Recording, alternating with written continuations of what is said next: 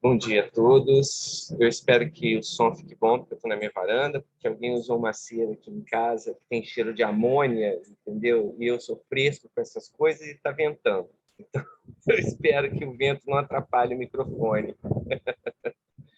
Triste isso, né? Mas eu tenho que gravar agora, porque estamos nos 48 minutos do segundo tempo. Bom, essa é uma aula de psicofarmacologia, onde a gente vai introduzir o assunto, né? Primeiramente, responder o que é psicofarmacologia. Antes de responder o que seja psicofarmacologia, a gente precisa, né, de introduzir alguns conceitos básicos. O primeiro dele é o que seja mente.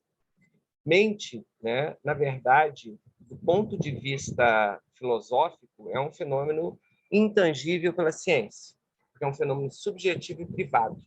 Tanto que Descartes teve um grande problema, né, existencial, quando ele chegou à conclusão que a única certeza que ele podia ter é da própria existência, porque ele pensava, o cogito ergo sum dele, penso, logo existo.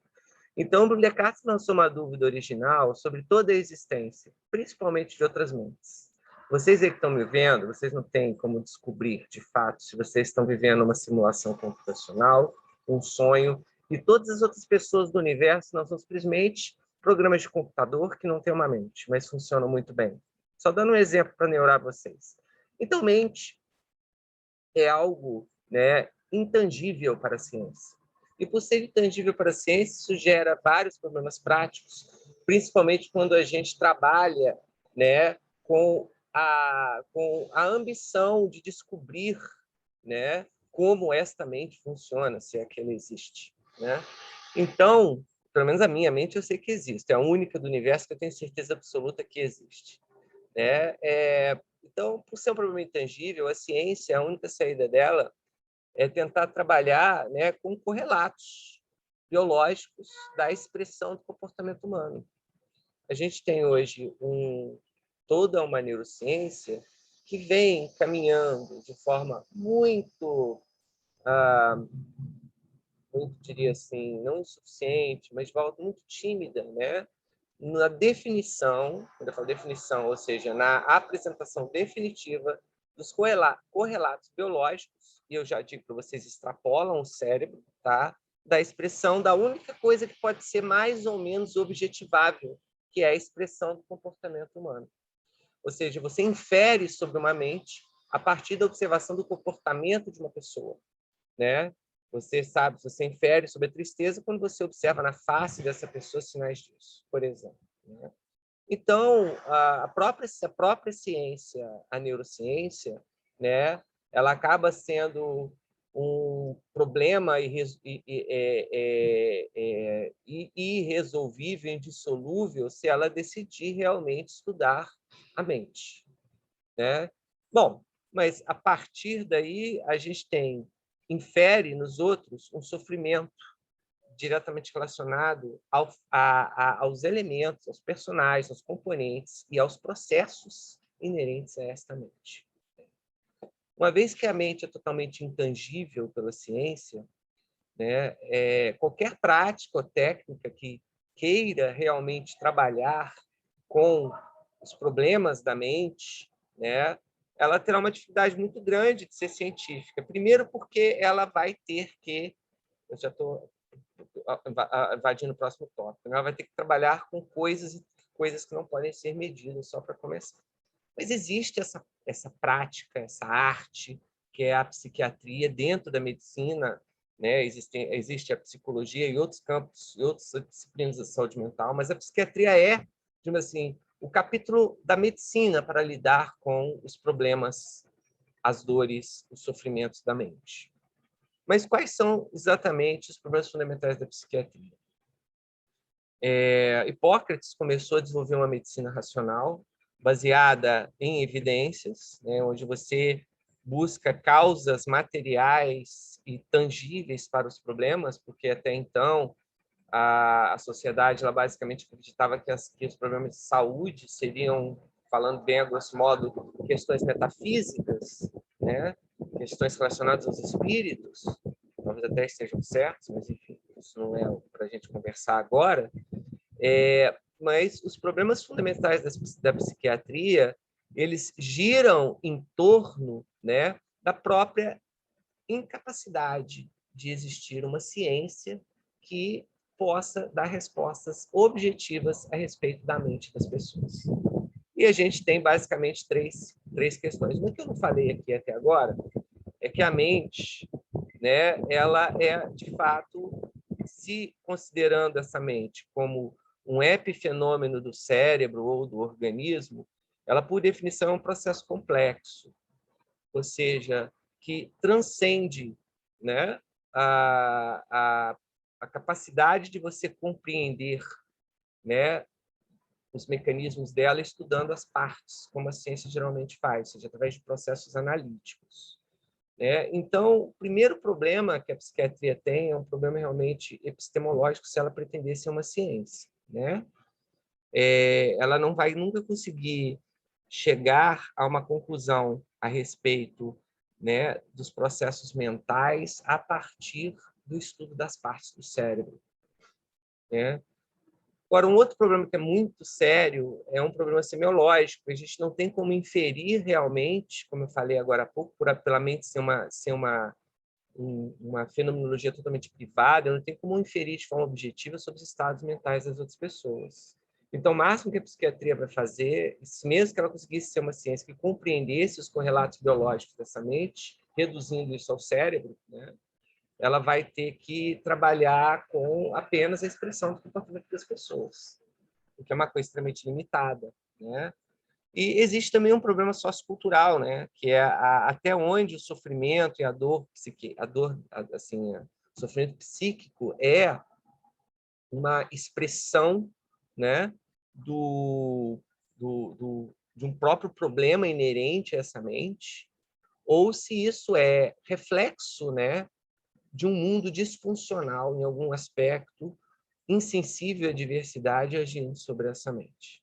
Então, a gente poderia ter esses três grandes problemas, que é o epistemológico e o nosológico, que impede que a mente seja conhecida a partir da ciência, até por um problema dela ser mais complexa que o cérebro, né?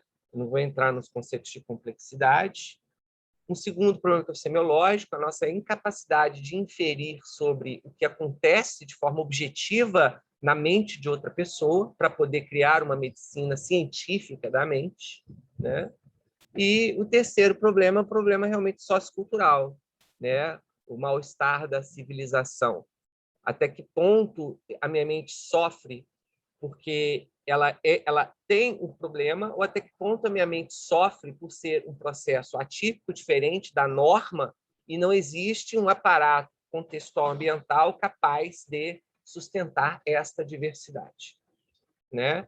E a psicofarmacologia o que é? A psicofarmacologia é um capítulo da farmacologia que estuda a interação entre substâncias químicas, né, e a mente, entre aspas, através do cérebro. Não é neurofarmacologia. Se fosse neurofarmacologia, eu estudaria o efeito das substâncias químicas na fisiologia do cérebro. Não. A pretensão da psicofarmacologia é estudar o efeito de substância química na mente através do cérebro. O que é uma coisa muito complexa, dados os problemas fundamentais, tanto da neurociência quanto da psiquiatria, para se conhecer objetivamente essa ciência, essa propriedade do universo que é a mente. Então, de fato, né, a psiquiatria e a neurociências, né, acabam produzindo uma psicofarmacologia que dificilmente vai poder ter uma correlação científica clara com o objeto de ação dela, que é o ser humano e a mente humana.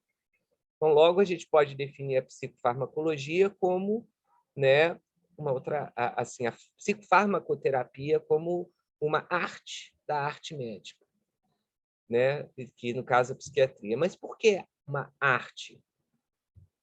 Eu não vou entrar nesse conceito agora, depois a gente conversa sobre isso.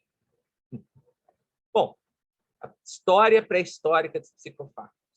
Quem acha que psicofármaco foi uma invenção da medicina moderna, né, está muito enganado. Na verdade, o psicofármaco foi uma descoberta. Começou filogeneticamente muito antes do homem existir, acreditamos, né? Os seres já seres vivos da mais diversa ordem, né, já conseguiam manipular seus estados subjetivos através de substâncias químicas muito antes de uma psicofarmacologia ser formalizada, muito antes do ser humano pisar sobre a Terra. Existe esses dois elefantes, no caso, estão bêbados, tá, gente? Estão de porre. Existe no Quênia, né, na África do Sul, não sei se é África do Sul, Quênia, uma planta chamada marula, que é essa frutinha amarela, que faz um licor gostoso que a gente toma, né? A marula, ela fermenta no pé, né, na própria árvore, antes de cair, e produz um álcool, né, um composto de alto teor alcoólico. E a bicharada descobriu isso há muito tempo, né? Então, na época que a marula amadurece e fermenta, a gente chama que tem a festa, o festival da marula, onde toda bicharada, principalmente elefantes, vão usufruir das delícias do álcool in natura, né? Então, isso mostra para a gente que uma espécie milhões de anos mais antiga que a humana, né? Ou que, digamos assim, que separou do tronco comum ancestral há milhões e milhões de anos, ela conhece o psicofármaco e usa esse psicofármaco. Agora, para que o elefante toma? Não é para uma questão nutricional, que álcool não faz parte da dieta do elefante, como não faz parte da dieta do homem. Então, para que ele usa? A gente vai ter que perguntar para ele. Então, a gente vai começar a aprender, ter que falar elefantês. Espero que o vento não esteja causando muita microfonia aqui. Bom, então essa é uma figura corolária daquela onde eu falo que essa substância está presente dentro da nossa evolução. Muito bem, droga. Droga é um conceito, na verdade, droga e psicofármacos, droga e fármacos são sinônimos, tá? A grosso modo, eu posso tratá-los como sinônimos, né? Do que é isso? Bom, existem basicamente 3 classes de substâncias que nós, enquanto organismos vivos, né, interagimos. Uma delas são os nutrientes, que são para a manutenção do nosso metabolismo, né, que é o que a gente chama de alimento, são substâncias necessárias para a existência do indivíduo, né, na dimensão de produção de energia e na dimensão de construção e reposição de estruturas, né, através, principalmente, de proteínas, respectivamente, glicídios e proteínas. Os lípidos são as gorduras, né? Os glicídios são os carboidratos, os açúcares. As proteínas, todo mundo sabe o que é, pelo menos já ouviu falar, porque malha, graças a Deus, pelo menos a galera aqui do estado do Rio adora uma academia, é todo mundo muito saudável, né? Bom, proteínas são elementos construtivos, a gente vai falar um pouco delas ao longo do curso também, né? Lipídios são, basicamente, moléculas específicas da classe dos óleos e gorduras são desta classe, que tem tanto papel energético como papel também de formação de estrutura no organismo humano. Carboidratos, açúcares, né? Elas também têm um papel de estruturação em alguns animais, nas plantas através da celulose, que nada mais é do que um polímero de glicoses, né? Não sei se vocês sabiam disso, mas a celulose, tanto que a vaca absorve, faz a nutrição energética dela comendo basicamente celulose, o que o nosso intestino não é capaz de digerir. Mas esse vento deve estar fazendo microfonia, mas estou tentando proteger o microfone aqui. Reguladores são substâncias que geralmente a gente ingere, né, em pequenas quantidades para regular esse metabolismo, né? As vitaminas são os reguladores que fazem parte da dieta humana. E temos drogas que não fazem parte da dieta humana, tá? Que são substâncias que têm efeitos análogos, facilitadores ou antagônicos aos reguladores. As vitaminas, obviamente, são reguladores que você precisa pegar no meio ambiente porque você não fabrica, mas 99,99999% dos reguladores nós mesmos fabricamos. Serotonina seria um deles. Dopamina seria outro exemplo. Hormônio da tireoide seria outro exemplo. Interleucina 1 seria outro exemplo. Então, são moléculas, né, na grande maioria endógenas, que nós mesmos produzimos, que regulam esse metabolismo, né? E as drogas ou fármacos são substâncias que têm efeito análogo a esses reguladores, facilitando ou antagonizando o efeito destes reguladores. Bom, incrível como que a medicina, né, enquanto uma ciência, evoluiu em paralelo, né, com a percepção, né, da farmacologia. Eu falo a percepção da farmacoterapia, porque percepção. Porque o elefante, né, ele não refletiu, até onde eu saiba, né, e estudou a composição química do álcool etílico e falou, olha, isso vai interagir com meus receptores, né, com receptores nos meus canais de cloro, eu vou usar ele para diminuir a ansiedade, me dar um barato legal, colocar meu pré-frontal no bolso. Ele experimentou por acaso e descobriu. Né? Então, a farmacologia, antes de mais nada, é uma experiência humana, que começou a ser sistematizada desde a época dos xamãs, né? Mas só que naquela época se achava que era uma coisa sobrenatural ou bruxaria, né? Mas ela começou a ser sistematizada desde a época dos xamãs para promover a cura, para promover o alívio do sofrimento humano, além dos estados de prazer. Então, a própria imagem da medicina, que é o cajado esculápio rodeado pela serpente, mostra isso para a gente. Essa imagem é antiquíssima, ninguém sabe a origem dela direito, né? Mas a gente sabe que a serpente é a representação não da saúde, mas exatamente da forma, do uso de fármacos para se regular essa saúde. Porque a serpente, ela tem um veneno, e desde a antiguidade se descobriram que a maioria dos venenos que normalmente matam também são as substâncias que curam os males do homem de alguma forma. Então, a humanidade experimentou a farmacoterapia e o seu principal paradigma, que tudo que cura também mata, e tudo que mata pode curar também, né? Em termos de fármacos, de substâncias que modulam, né? Que interferem como facilitadores ou como inibidores da regulação do meio interno do organismo. Então, isso é uma norma, né? Qualquer remédio que você comprar na farmácia, da Novalgina até o remédio para câncer, né? Dependendo da dose que você use, né? Ele pode induzir a resolução do seu problema, ou se essa dose for muito alta, vai levar à morte. Então, essa relação entre dose, efeito terapêutico e efeito colateral ou reação adversa, ela é universal na farmacoterapia e na farmacologia. Tanto que uma das formas de você classificar uma substância como fármaco é exatamente saber se ela tem uma dose letal ou se ela apresenta reações adversas e efeitos colaterais. Porque isso é uma regra para todos, o vento safado, para todos os fármacos, né? Por isso, podem me bater, né? Eu posso dizer que, mas se eu estou sendo estritamente técnico, falar que a homeopatia não é uma farmacoterapia. Tá? Ela é uma terapia de outra ordem, quântica, não sei. Né?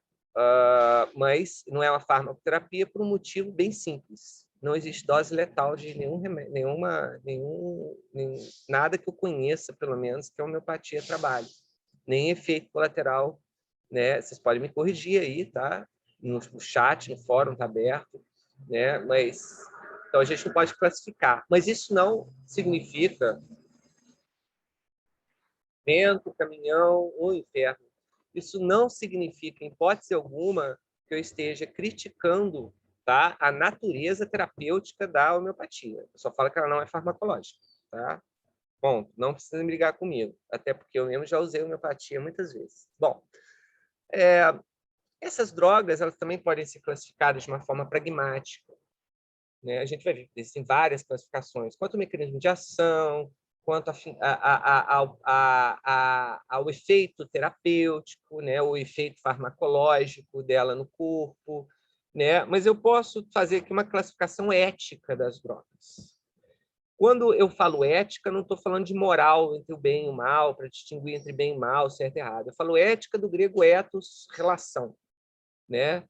Então, eu poderia dizer uma classificação de como que nós nos relacionamos com essas drogas. A gente relaciona com elas de 3 formas, e essa classificação é fundamental para a gente construir aí sim uma ética até moral a respeito da farmacoterapia, né? A gente tem o que a gente chamaria de fármaco ou droga terapêutica, né? Que corrigem ou otimizam o problema orgânico de modo efetivo ou paliativo.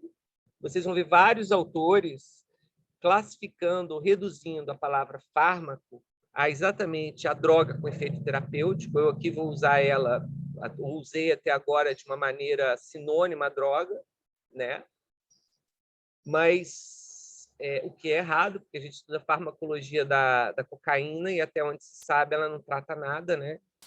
Hoje, pelo menos, mas poderia tratar, talvez. Bom, então a gente tem a droga terapêutica, que corrige ou otimiza um problema orgânico de forma efetiva ou paliativa.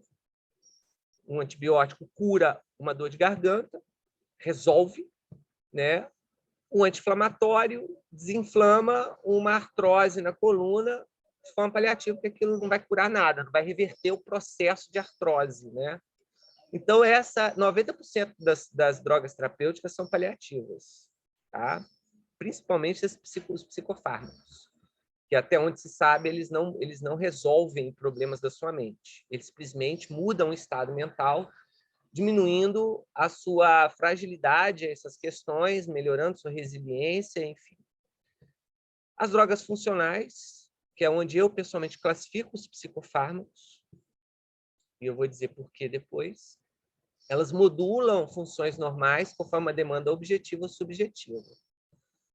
Né? Uma demanda objetiva seria, por exemplo, eu preciso dirigir daqui até Petrópolis, eu estou no Rio, estou cansado, dormi pouco, vou tomar um Red Bull, tem cafeína e taurina, que aumentam a minha cognição, aumentam a minha vigília, minha atenção sustentada, então eu vou usar a taurina e a cafeína, que são fármacos, de forma funcional. Ou subjetiva. Estou ansioso, porque amanhã eu tenho, sei lá, tenho que fazer um exame, e eu estou preocupado com isso, né? E vou tomar um Rivotril, um alprazolam, para dar uma relaxada e me sentir melhor. Então, eu diria para vocês que 90%, eu poderia até dizer que as drogas paliativas também podem ser, entre aspas, funções, são um espectro contínuo, né? Não tem uma divisão certa entre um tipo de substância e outro.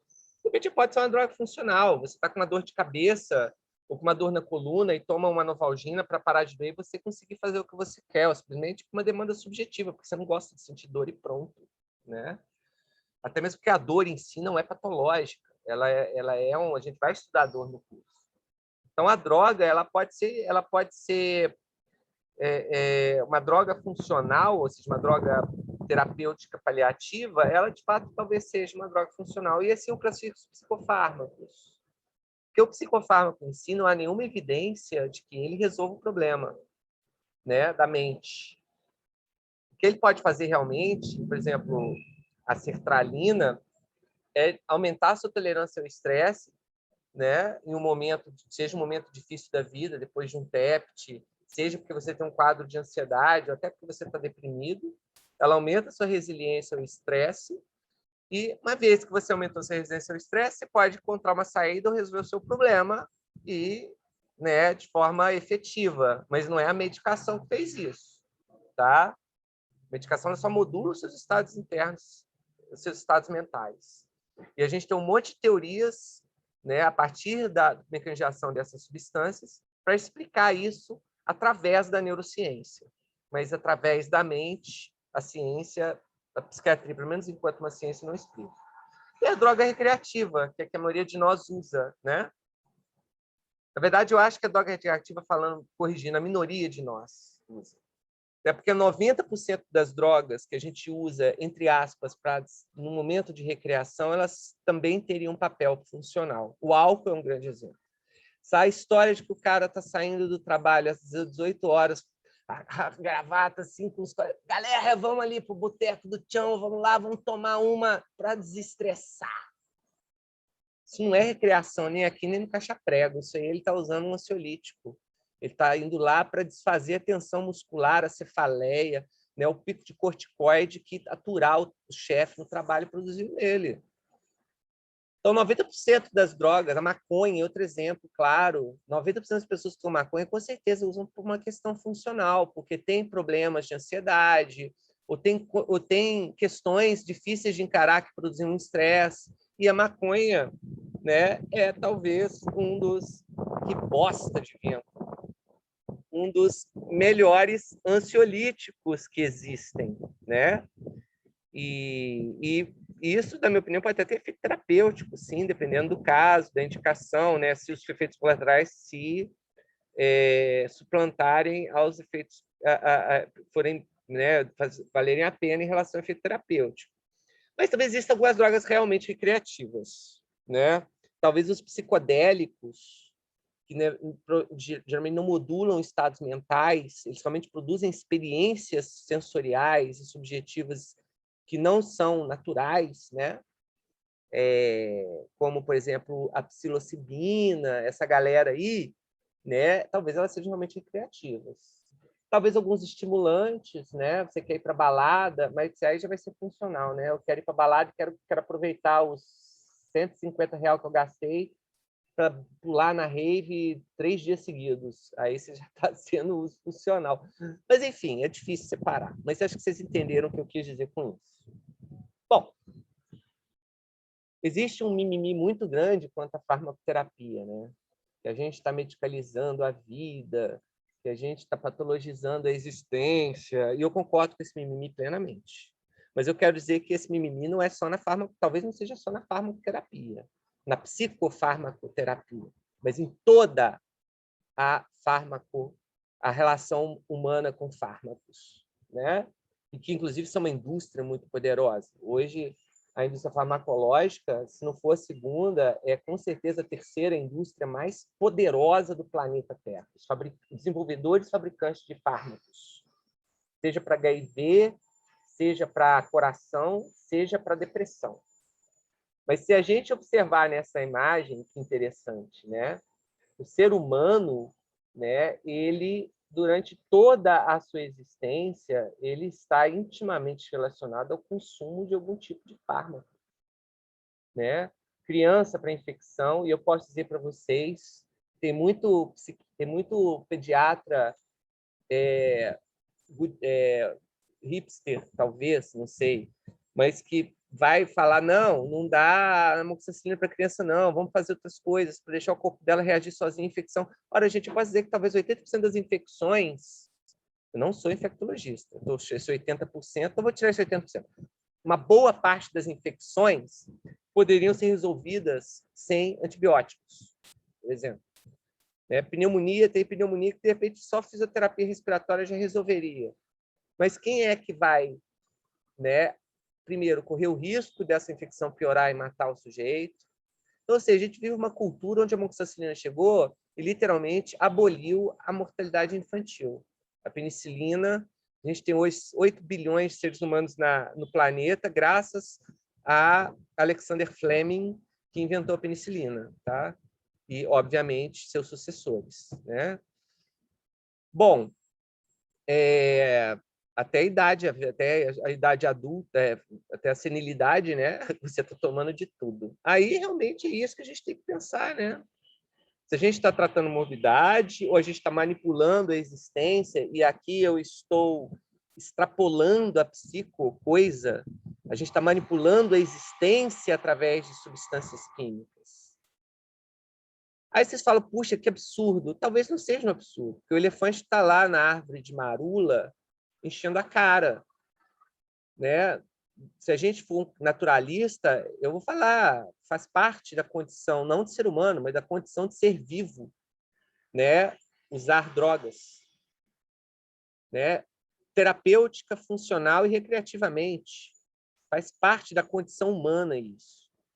Então, eu não acho que, de repente, eu não vou ser niilista e falar vamos jogar os fármacos no lixo, vamos ter uma vida pura, asceta, né? Zero álcool, zero maconha, zero amoxicilina. Não, a questão não é essa.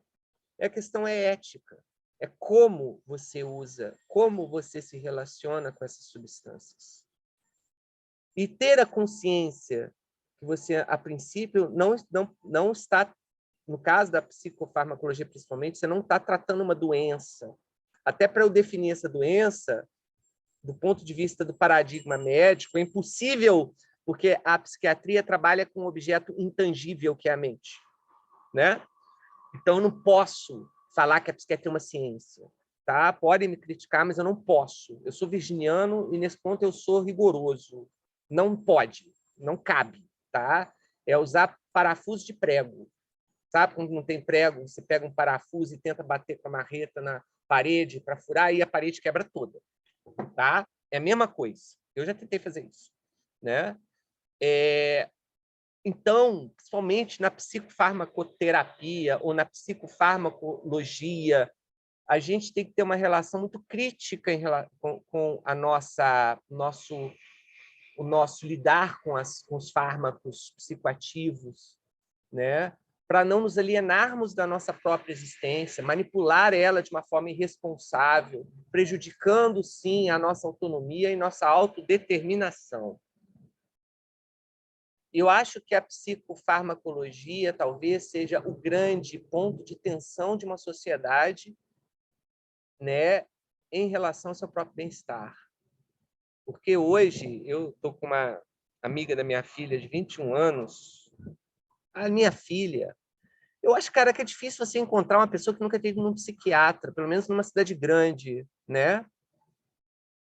E tenha recebido um diagnóstico que não deveria, que não pode ser estabelecido de forma científica, né?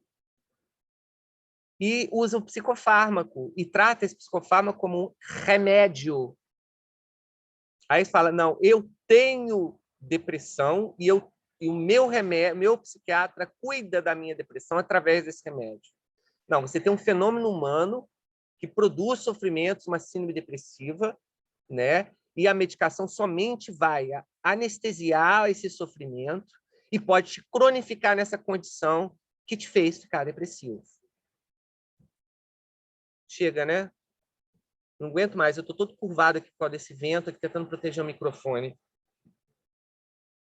Um beijo para vocês, queridos.